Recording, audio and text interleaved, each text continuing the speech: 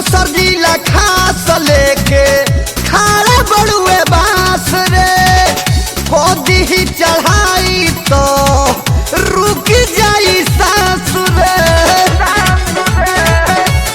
सुन लो बक्सर जिला खास लेके खाड़ा बड़ुए बांस रे खोदी ही चढ़ाई तो रुक जाई सांस रे। हम तूफान में रेल तुझसे पाइब ना हारे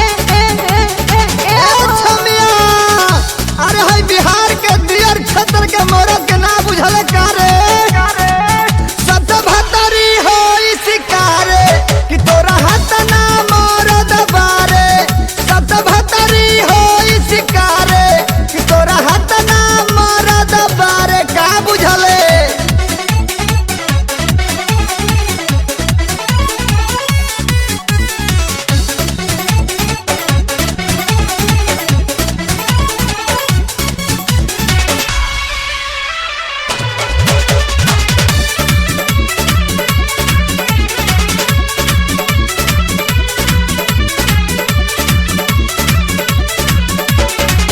पाड़य बही काचा बच्चा जाके दूध पिया रेवटी में घुसी के यहाँ